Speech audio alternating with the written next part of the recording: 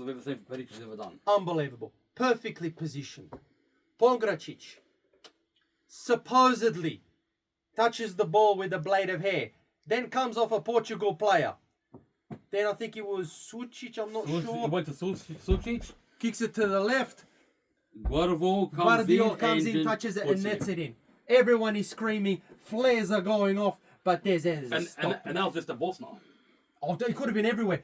Everyone's going, saying, we're going to extra time. Another 30 minutes of an epic game. Fantastic for everyone. Not necessarily Portuguese, we don't care. And then all of a sudden, external forces come into play again. Now, apparently, the offside rule is, if your hair touches the ball, it constitutes as, what's the word I'm thinking of?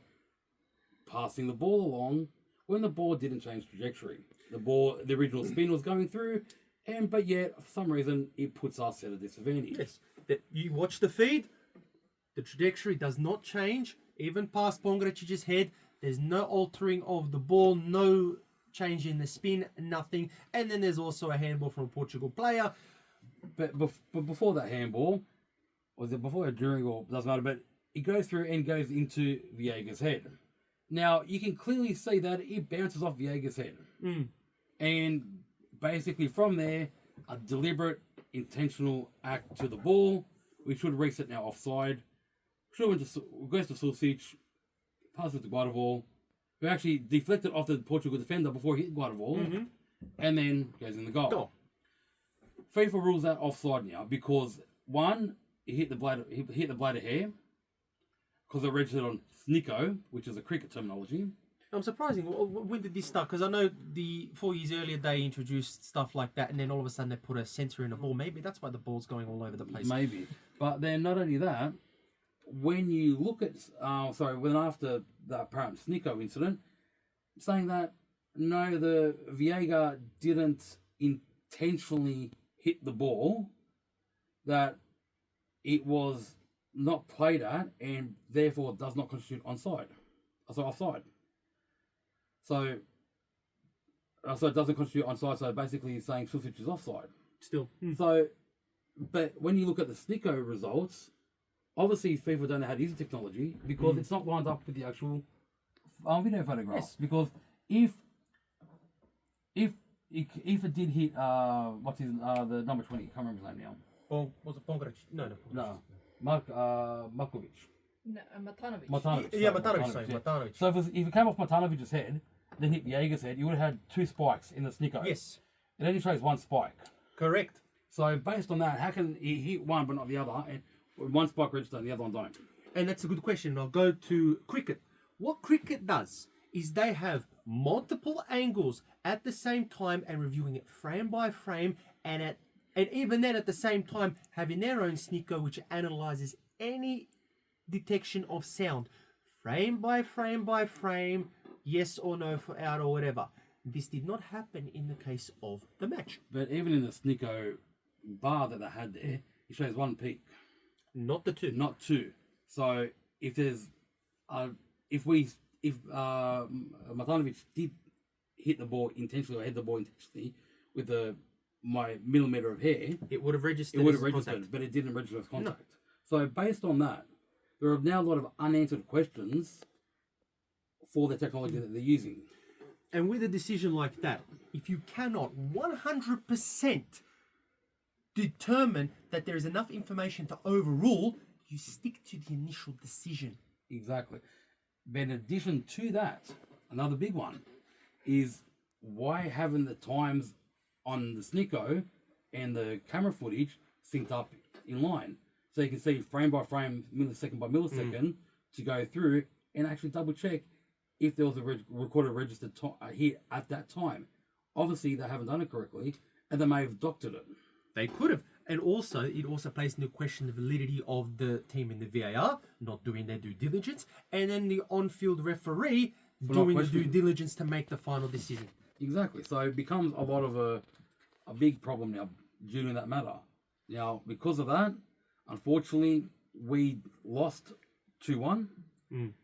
We lost our great leader, our great captain, and the heart of Croatia, which was Luka Modric. Played his last ever game, and I think all of us, all the veterani all of us around the world can say to Luka with heavy hearts that we thank him for everything that he's done on the field. We thank him for everything that he's done off the field.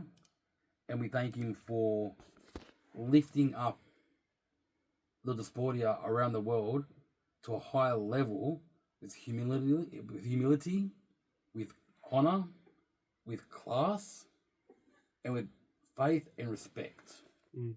And he hasn't just represented us on a domestic, on a world stage, but he represented the Croatian people, who we are.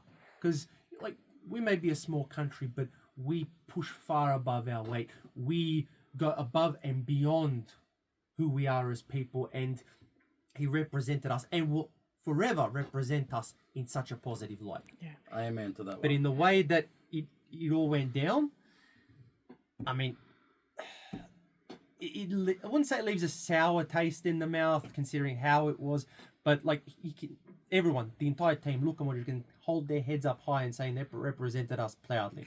It was unfortunate in his case, but to go to the conversation of all the, what's been happening, I do have to say, July the 2nd, 2026, due to VAR, due to this so-called sneako, and on top of everything else that's happened, including the hydration break, where we're not getting into, that was the day that the spirit and the soul of football died. I'll say it straight out, and I don't care what people think about it, but on Netflix, there is a little 4-part documentary called FIFA Exposed.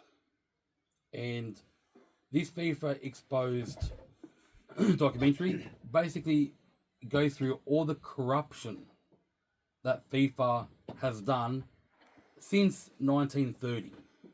The inception of the World Cup. Exactly. So basically, since 1930, all the corruption that has gone through FIFA.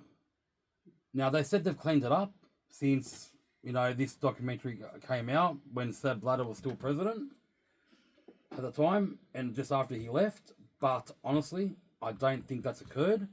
And I think that's still rampant within the organisation. And because of that, it's now affected us as a country, not just in this one World Cup, but since 2006. And how many other countries have been facing similar situations since 2006, if not earlier, because of the corruption and mismanagement by FIFA? Yeah, well, we could go all the way into politics, everything under Gianni Infantino's watch, where me personally, when they did hold the elections, I didn't want him to win. I wanted the, I can't remember what nationality is, but there was this guy named Tokyo Sexuale. I wanted him to win, and not just because of the name, because I think he would have been honest, but still with everything going on, look, it brings into spotlight the management of FIFA, how everything is done. But if, like, there is that, like that 4-parter that you mentioned. But if you want a little more humorous one, there is a 3-parter that was aired on SBS in 2006 called the Da Vinci Cup. I don't know if it's on YouTube or whatever, but yeah, that pretty much brings into light how the paintings of Leonardo da Vinci directly influence the results of football games. So we could be said that the corruption has gone well into the age of Da Vinci. Can the ref talk now? And just for context, Angela's stuck between the boys at the moment. And he's sharply dressed, by the way. Oh, thank you.